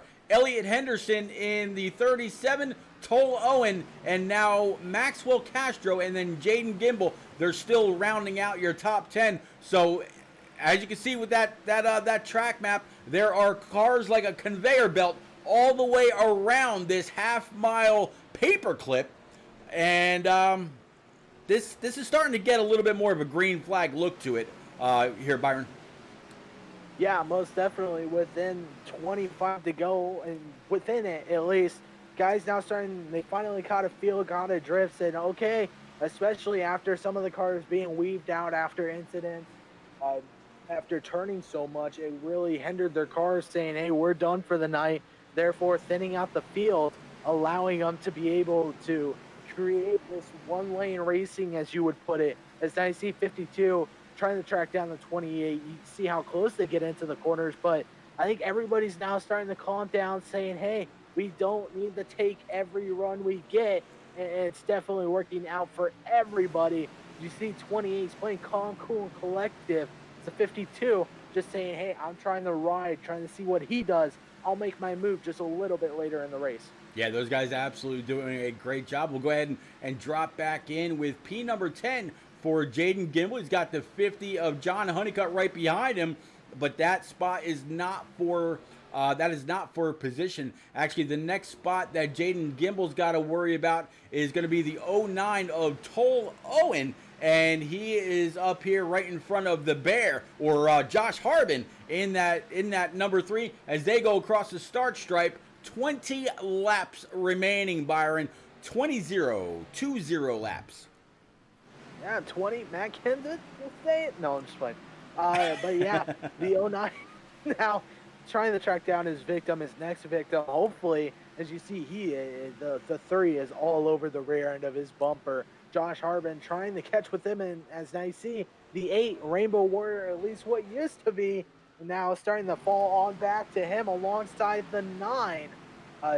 The 09, I would say rival, at least my assumption, the battle of the 9s, let me put it that way, of Cody Kalinka, I believe that's how you pronounce it. Sorry if I did butcher it. Cody Kalinka. There you go. There you go. I'll take some time and learn that one. You'll be okay. You'll be okay. Yeah. As the 27 of Maxwell Castro, a good old rhymer right there, as now you see a battle going on right now back there for P number 9. Yeah, back behind that. Yep, back behind the 8 of Tom Flitcroft. So you see the 8, you see the 9, you see the 09, and you see the 3. But man, I love this this next level paint scheme. I mentioned it again. You know, that is actually the rig that I use. Bought it about a year or so ago. Cost me just about $500. Then the wheel. I upgraded my pedals. Upgraded my a bunch of stuff. Upgraded my mic, and I've been loving it so far. But what's really going to put it to the test is we're going to back out of that shot, and let's go check back in with our leader. What's really going to put this rig to the test is this Saturday morning, right around 11 o'clock, the Daytona 24-hour race kicks off, and it's going to be a long time in this chair. Caution's out. Looks like the 3's into the inside wall down the backstretch. Yeah, the 3, we were just talking about him within a battle of the 09. May have got collected with him in the 8. We'll have to check the replay here. And the more I look at it, this 17, what do you do with this when you come on down for tires? Do you stay out? You guys stay out. There's no way. I hate to, we had cautions in the beginning. You're really about to see some cautions now. Let's go back and take a look and see what happened with Josh Harbin. So into the corner behind the 09. Nobody behind him. Just a little too much throttle on exit. And there goes, the Bear goes around. But good job by him, even though he went back in and hit that wall again. Good job by him. And just as you see the 17 come on by, great job by Josh Harbin to keep it out of traffic. I assume you'll see him stay out as well. He will lose a few spots, but overall, good job not to collect the leader there. Yeah, and that's the best thing you can do if you're a lap down or if you're about to be, is stay out of their way. If you're going to go around and say, hey, wait, nope, not going to happen. I'm going to stay right here, wait for the leaders to pass, and then you're good to back it on up. It's exactly the perfect way he could have done it. He knew leaders were going to be up and up in the outside, especially with caution coming out. That's where they're going to run. Sure enough, he was able to back it up without collecting anybody else. Good job there. There you go. I think when this next green flag kicks off, I'm gonna jump on board with this number 17. Maybe take a lap or two around with him. Kind of do a little bit of a crank it up session, if you will. Maybe 2 laps, depending on what happens if that yellow flag stays tucked away up in the flag stand. Or if you want, Byron, we can go way in the back to somebody that's either half pack, maybe mid to late pack, or just tail end Charlie, and ride along ahead and see what transpires. I think this is going to get a little interesting. Remember, these guys, I believe, have 3 green-white checkers. Yeah, 3 attempts at lap 165. 10 to go. I'm sorry, there'll be 9 to go left in the race. Yeah, most definitely. Let's go ahead and crank it up once these guys are ready to roll on around. In the meantime, though, Ray's still staying high, wide, and Hampson, wanting to be that position 1. You would think that front bumper would slow him down, but I think it's only speeding him up. All right, so let's take a look here. Let's jump into the cockpit for old Mr. Holzer, or maybe let's see. Maybe the gyro. There we go. Take a look at that glass ball mounted to the inside frame. Get some great shots. As you can see, the lights on the pace truck are out. James Holzer, he's holding that wheel pretty straight up and down. So I'm gonna guess he doesn't have any residual damage. He sees that truck pull off. Get ready for it, Byron. Get ready. Here we go.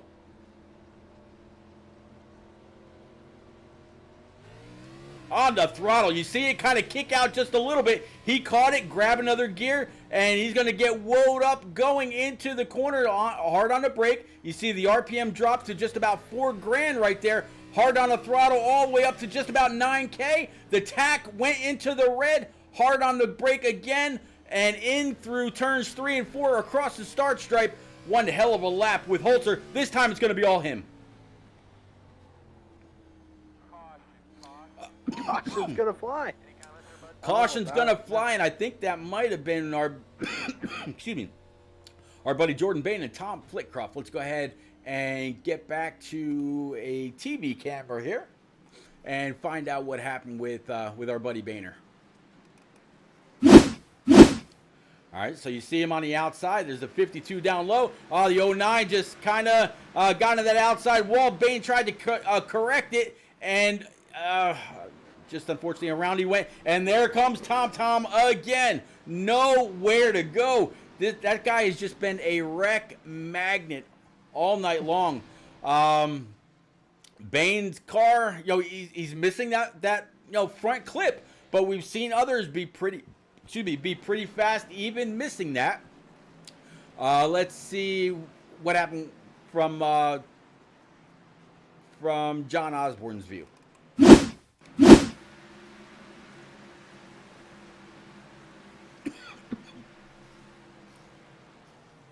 Coming up, trying to check up, 57 hard on his bumper, and that sent 53 into the grass. Didn't hit the wall, but still going to be a little bit of damage to the rear end. So very, very unfortunate. Let's actually pick up with Jordan Bain. We're going to stop that right quick. We're going to jump on board with him. No, wrong one. There we go. Jump on board with him, and we'll run it from here.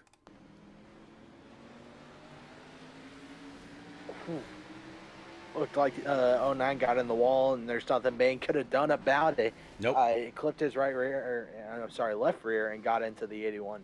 Now there we go. All right, let's go ahead and bring it back. There it is, 17, the 16 of Cody Giles, Derek Garrison, P3, Elliot Henderson, and then Derek Sherman. It seems like Derek Sherman has been in the top 5 all night long, and I would assume, after starting on a pole, it means you know how to get around this half-mile paperclip. It shouldn't be too surprising that he's been able to stay inside the top 5, top 10 all night long. Yeah, it's been very surprising, actually, being able to watch him drive up and through and being able to stay where he is, avoiding wrecks left and right. I mean, you name it, he keeps doing it and somehow finding himself in the right position at the right time. Well, 3 laps remaining. Green, white, and then checkered. Odds on first, second, or third attempt? I'm gonna say first. Actually, that's my assumption. I would hope first, one and done, as someone put it. Okay, so you're saying that this will be the only one that we use. The way I put it to you was kind of left a little bit of a question mark on it. But do you think it'll be able to get it done under this first one, or do you think it'll take 2 tries or all 3 tries? What are your thoughts?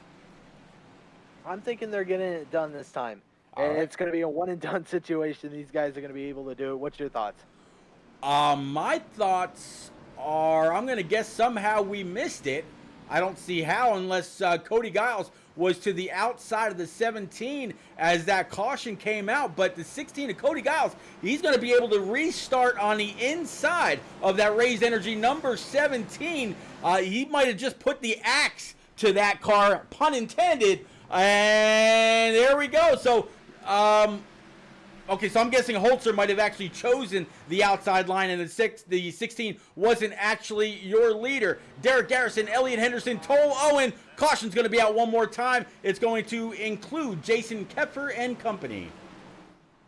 Yep, and that's what I thought was going to happen. Well, not what I thought was going to happen. I said one and done. But, yeah, Holzer was on the outside, was able to take advantage of it, and the next thing you know, big old wreck happens in the back after he was able to get a huge jump on that outside lane. Last time during that restart, we went on board. We actually rode along on his gyro cam, and we saw when he got on the gas, it kind of spun a little bit on him. He got a little happy, couple rooster tails, if you will. So I wonder if that's why he chose the outside line. That way he had a little bit better of a launch off the corner. But let's go back with Jason Kepfer to see what happened.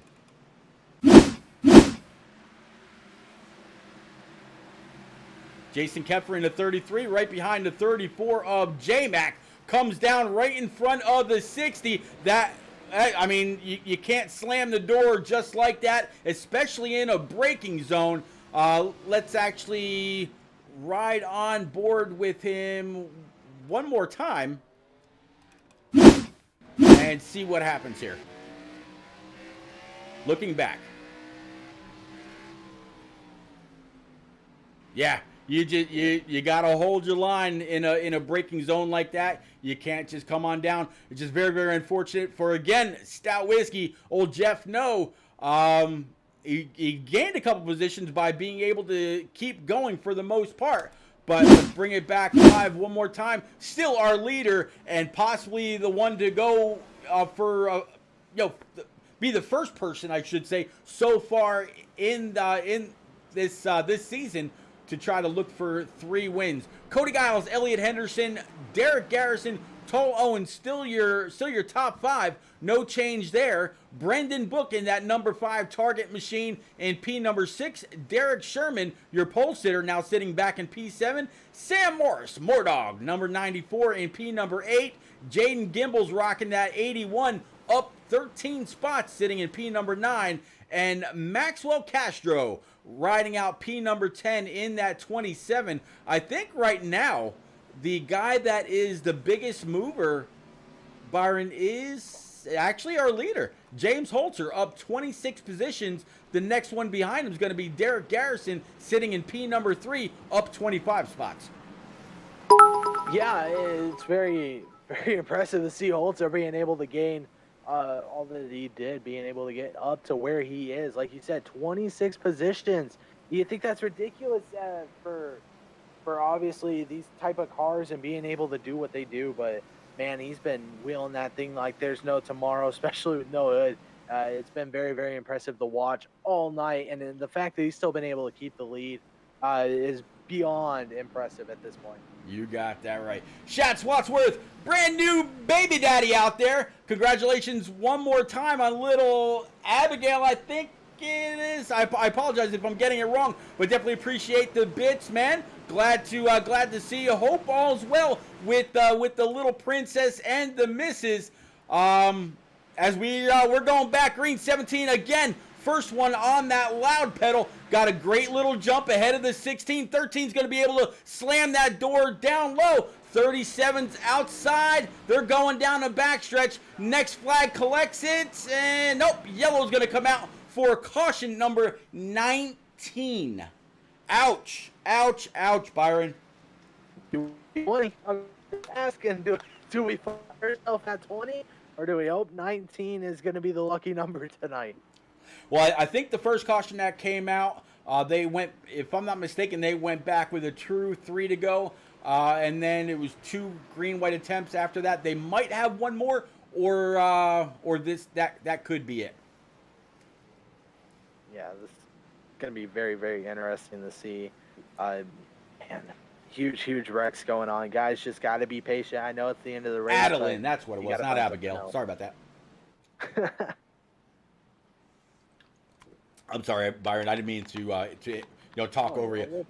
Shad corrected me out there in chat that it's Adeline. That's actually very pretty. Adeline Swatsworth. It's a very nice name, actually. Excuse me, Miss Adeline. Do you have any Grey Poupon? Yeah, but of course. Oui. Oui. That's probably what she's doing. No. Yes, Shad. They had, what was it, 33 cars started this race, and unfortunately this caution precedence was set very early.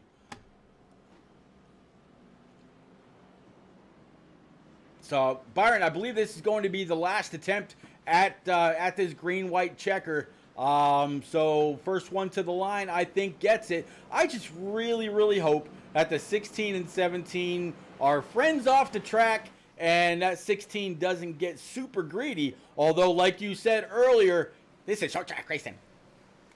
Yeah, short track racing. You take that clipboard. Have your little clipboard notes that you have at this point. You look into your window net, you throw it out there. Because everything you thought you're going to have strategy-wise, it's pretty much thrown out the window at this point. You got to drive for keeping your position. You got to play aggressive at this point. As bad as I want to say, as bad as I don't want to say it, you got to be aggressive, got to defend your position. As Holzer, once again, going to choose that outside lane. We'll have to see if it works out for him. Yeah, I mean, it's worked out for a great launch before. The only thing is, I would imagine that the 16's got a little bit better of a view out his right side than he would straight across outside of his driver's door. So we'll have to see. There you see the lights on the pace truck go out. That Silverado is going to go ahead and bring it down pit road for the last time. There's no ifs, ands, or buts about that. The next flag will be the white and will be the checker. They will race it on back, and we'll be sure to keep it right up here with your leaders as you see the rest of the field come filing off of turn number 3, going to turn 4, coming on around. Holzer's going to be your control car. Cody Giles going to try to stay right with him. They played a couple games. Giles tried to get a little jumpy. Maybe that 17 gave it a little bit of gas and got the 16 to flinch. And when that happened, that allowed the 13 and many others to come on by. And that is going to be it. Or yep, that's going to be it. They're just going to go ahead and pace it out now. So the 17 is going to be your race winner. Looks like the 13 of Derek Garrison. Cody Giles will be 3rd. Elliot Henderson 4th. Sam Morris P5. Derek Sherman P6. Jaden Gimbel 7th. Max Castro 8th.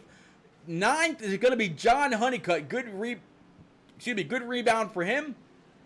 And then Jordan Bain to round out your top 10.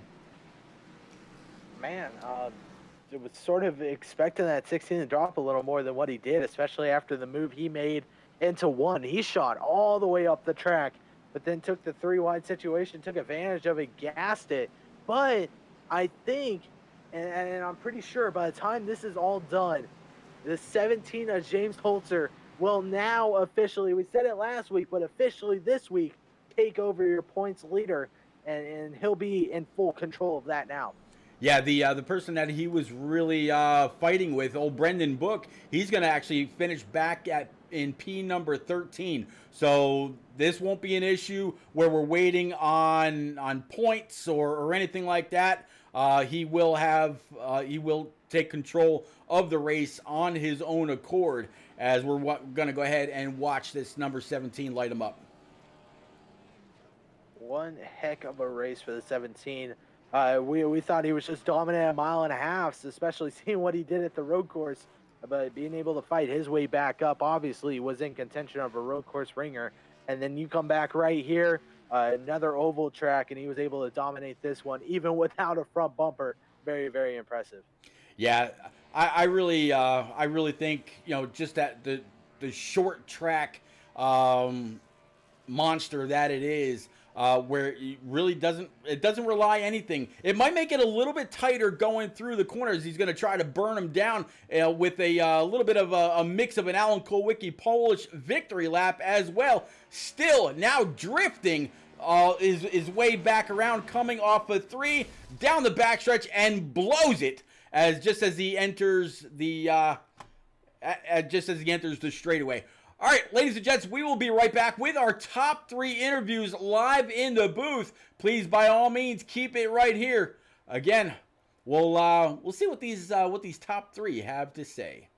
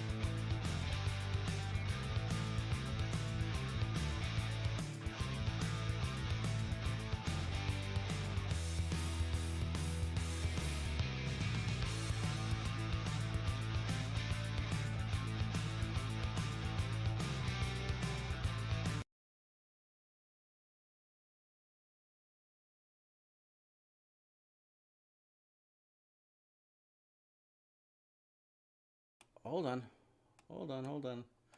Alrighty then. Hey, how about that? Whoops. Oh, I am an idiot. Holzer. We starting that all over again? So congratulations, Holzer. Yeah. We had very good talk. And we'll conversation again because we'll be here all night. So to shout it out. Oh my God. To sum it up pretty quickly, the race was pretty caution filled, but had a good middle run. Glad we had the track position, and we were the lead car there and had some pretty good speed. Didn't see staying out being, or I didn't see pitting there with 15 to go being an advantage. If it did go green there on that last green, I checkered Garrison was going to have me, but it was a good P2 to him, good P3 to Cody Giles. Next week, Vegas should be interesting. Should be pretty green filled. Car's a little bit on the free side, so lanes should be pretty opened up. Back to more of your green flag racing and green flag pit stop racing that you're used to seeing in eSpark. Martinsville's a pretty tough track, and some of the guys are just getting used to it, and it's tough with braking points and keeping bunched on restarts and stuff like that. So and then just quickly to do my shout outs. Go ahead, buddy. You guys in the booth for doing fantastic job. FilterTime and B-Water for being on the car every week. Did I thank JP Designs, Raise Energy, Laurel Auto Group, and Bud Kicker. There you go. Byron, thank you very much for saving that. We wouldn't have known. Yeah. Oh, don't thank me. Thank Rock. He was the one that pointed it out. Yeah, speaking of Rock's out there for you, Holzer, saying congrats. And White Walker also, great broadcast. Definitely appreciate you, Swats. Now Uncle Swats. But yeah, ladies and gents, we'll be right back with this FilterTime eSpark Xfinity Series, hydrated by our pals at B-Water, next Wednesday night for 110 laps from Las Vegas Motor Speedway. You're definitely not going to want to miss that. Of course, on Monday night, it's going to be the B-Water Series, and throughout the week, you can find me with Turn Down for What. Very soon, it'll be with the SRN Speed Racing Network. Starting in March, there's a whole ton coming up. I believe February the 1st starts the Shake and Bake Mega Dash from Daytona, and then Indy, and then Mount Panorama. There's so much great racing coming up right here. You're not gonna want to miss it. But again, thanks everybody for coming out, hanging out, chatting it up, keeping us company. Sorry about that little bit of a hiccup, and we will see y'all again very soon. Stay safe. Stay away from each other. Let's get this COVID crap out of the way. That way we can all safely, happily, and breathe great around each other. Big talk about breathing great. Big thank you to Blake Koch and Dale Jr. For sponsoring this series. We definitely appreciate it.